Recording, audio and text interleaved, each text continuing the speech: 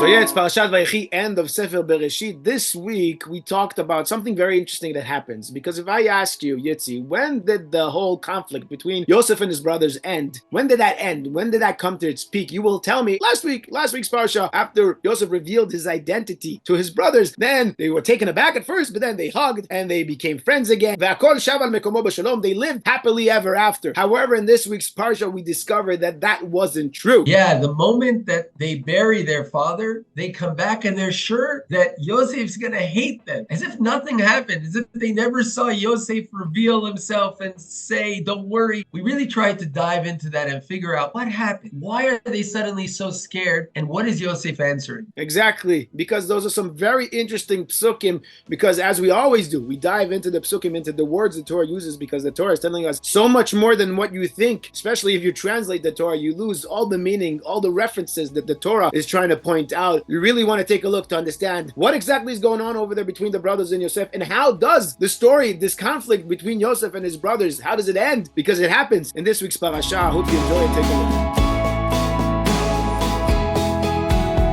Parashat Vayechi, the end of Sefer Bereshit, 12 Parshas, 12 weeks of war here in Eretz Yisrael. And yet, if I ask you, where did the conflict between Yosef and his brothers end? When did that conflict end? Where did they finally make peace between them, hug each other, and show love to each other after all these years? You would probably tell me that happened last week in Parashat Vayigash, where Yosef finally reveals his true identity, that he is Yosef, and his brothers at first take a step back. They're a little bit worried about it, but then he calls them to come back closer, and from there you assume they live happily ever after, as we say. However, in this week's parasha, in Perek Nun, towards the end of the parasha, when Yosef and his brothers return from Eretz Canaan, where they buried Yaakov, we suddenly find the brothers saying to themselves, hold on a second, maybe now that our father has died, now Yosef is gonna hate us, and he's gonna repay us for all the bad things we did for him.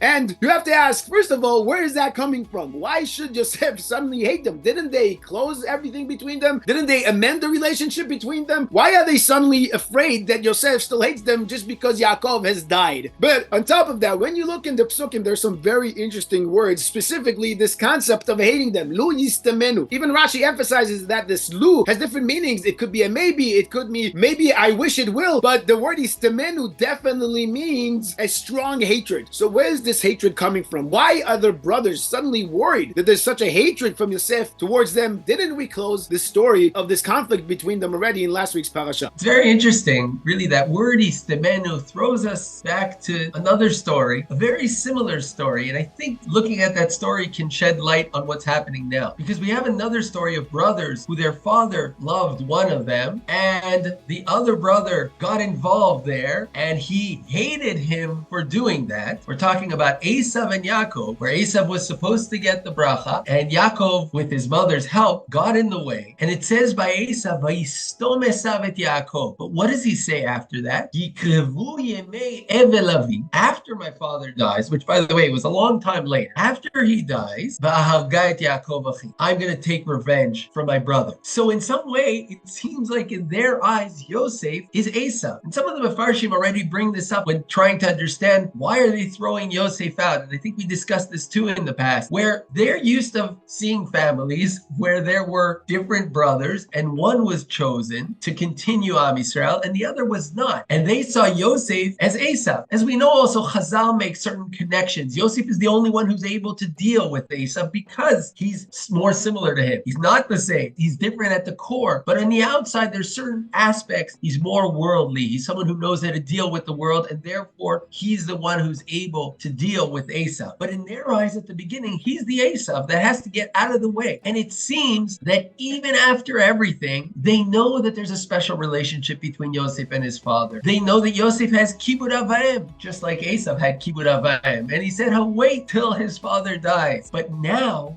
maybe Yosef's gonna take revenge. Maybe he won't kill us, but he'll take revenge. He'll punish us for what has happened. They still haven't gotten to the point to recognize that the story of Yosef and his brothers is not the story of Yaakov and Esav or Yitzchak and Ishmael. And just before we end Sefer Bereshit, this is what they need to understand. Just before this new nation, Am Yisrael as a nation is born, where all the brothers together form this new nation, not one or the other. The story isn't about them or about Yosef. It's about what brings them all together. It's about their mission in this world. And that's exactly what Yosef answers them. Because Yosef's answer is a little bit strange. He answers them, am I instead of God? Who said you're instead of God? What are you talking about? He says, don't be scared. Am I instead of God? That's not why they're scared. They didn't say you're God. They're scared because you're going to punish them. What does it mean? Don't be scared because I'm not instead of God. Wait a minute. If we do deserve a punishment, so you're not instead of God, but God will still punish us. Say, I'm not going to get involved. God will do whatever he wants. Don't say, don't be scared. If you did something wrong and you should be punished, so you're not going to punish us because you're not instead of God, but God will punish us. Why is he saying don't be scared? And I think we're not reading the psukim correctly. I think what's actually happening is something else. What Yosef is saying is the following. Don't be scared. You know why? Because I'm not instead of God. Not that I'll punish you or he'll punish you. He's saying much more than that. See the next pasuk. Because I'll tell you what God saw here. God said, yeah, you had your bad plans, but Hashem chashava letova. He took those negative thoughts and turned it into something else. And that's what he made out of this situation. So who am I? Am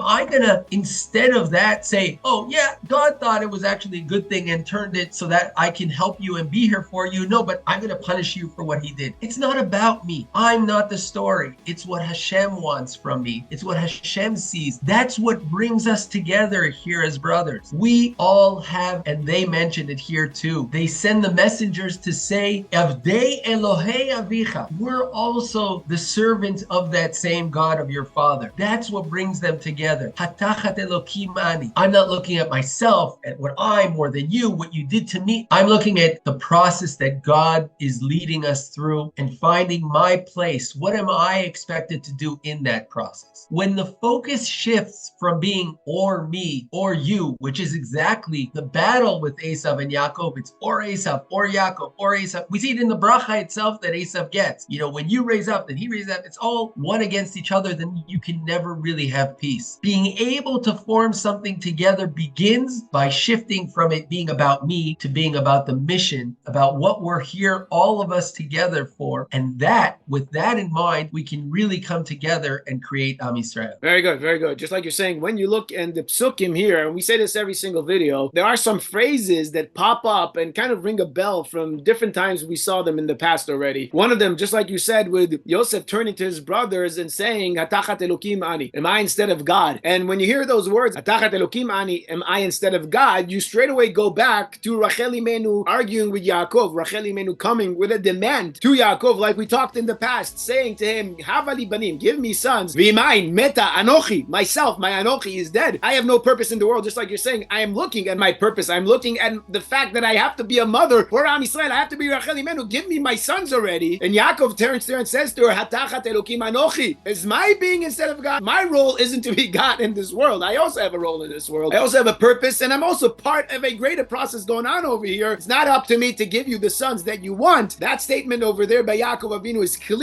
is what Yosef is stating here. Yosef, the son of Rachel, the son of Yaakov, taking that understanding of Hatachat Elokim ani. Yosef understanding this, as we've said so many times, always understood and always stated that it's all up to HaKadosh Baruch Hu, Elokim Pitroni, in everything he does. Hashem Matzliach Be'ado, Shem Shamayim Shagur B'fiv, because this is what he learned from Rachel Imenu when she understood that it's up to her to daven to HaKadosh Baruch Hu. When Yaakov told her Hatachat Elokim ani, she understood it's up to her, and then Yosef came out of this. This is what Yosef was born out of this understanding that it's all up to HaKadosh Baruch Hu and all part of this greater process. His purpose is part of this greater thing that's going on with turning into Am Yisrael from their brothers. And when you look at the psukim, again, it's not only by Yosef that we see this clear phrase that we met already in the past, but actually when you take a look in the psukim, when the brothers come back from the funeral, the Torah emphasizes that they came back from burying their father when they buried their father, and then it says that they saw that their father died. And you really have to ask, what is the Torah trying to say here? But if you pay attention to that pasuk,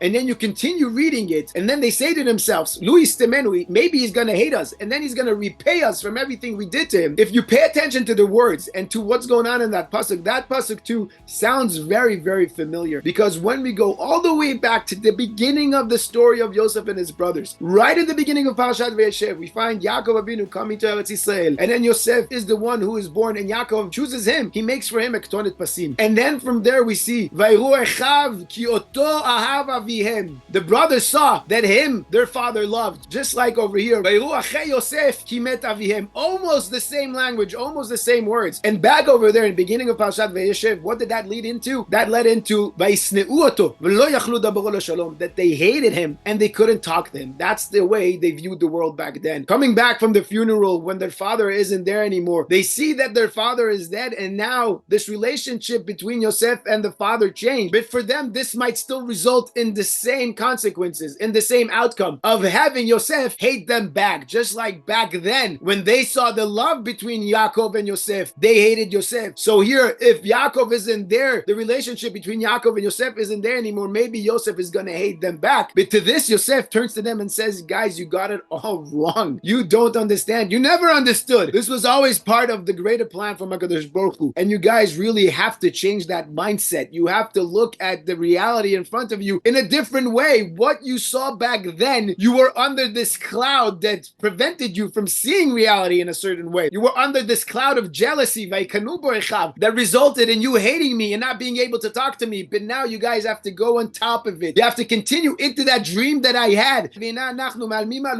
where everybody came and bowed down to me. I know you guys think to yourself, you want to be my slaves. You just offered to be my slaves, but this is not what I'm interested in. You don't understand this whole purpose. All this has happened so that I can be here and take care of you, and we can create Am Yisrael over here in Mitzrayim, and then eventually come out of Mitzrayim back to Eretz Yisrael and get the Torah on the way. This is what Yosef is trying to tell his brothers here at the end of Sefer Bereshit, understanding, like we said so many times, that there's a certain level of reality that we see with our eyes. There's nothing we can do about it. We are humans. We use our eyes in order to see reality around us, and it's very hard to climb on top of reality and to look at reality from a different perspective, from a broader perspective, from a godly perspective. We can't do that. But sometimes we have to try to remind ourselves that that perspective does exist, even if we can't see it. Yosef is telling his brothers here, you are now standing right here. You saw that HaKadosh Baruch Hu made everything work out for their good. So what is there even to talk about? Back then, you were still blinded. Okay, I understand it. But now you're standing here after everything we've been through. You see how this resulted in good. So there's nothing you can say about it. And thinking about what's been going on over here, like we said from the beginning of Sefer Bereshit, back 12 weeks ago here in Eretz Yisrael, there's so much talk about the fact that reality around us has changed. And things we talked, and the way we talked, and the way we behaved back in Sukkot, back just before Simchas Torah, we can't go back to that same reality. We can't go back to those same conversations. We can't go back to that same perspective we had on our lives. And we can't continue to live our lives the same way we did before Simchas Torah. It's a different reality. It's a different life we have now. And we have to keep on reminding ourselves of this. We have to keep on reminding ourselves that we woke up. There's a new woke in the world. There's a new woke for us. And we have to stay awake. We have to keep on reminding ourselves that we're all part of a greater purpose. Am Yisrael has a greater purpose to fulfill. And this purpose takes all of Am Yisrael together, whether we like it or not, whether we wish for it or not. Unfortunately, over the generation comes along this enemy from the outside to remind us what Am Yisrael is and who is Am Yisrael, and that we're all in this together. And this is what we have to keep on reminding ourselves. The reality that we saw back then, the reality that we had back in the beginning of Parashat Vayechi between the brothers and Yosef, says Yosef to his brothers, that's not the reality anymore. Look around you. You can't live the same way. You can't look at the life the same way you did. Same thing with us. Things have changed. We have to look around us, and now we have even more to live up to. There has been so much sacrifice over the past few weeks, the past few months, from our nation towards this greater purpose of Am Yisrael. So we have an even bigger obligation, an even bigger responsibility to live up to that, greater purpose, B'ezrat Hashem, in order for us to bring the final redemption. B'mehera b'yameinu. Amen, amen. In other words, they thought that what brings them together is the Father, is the fact that they have their Father, and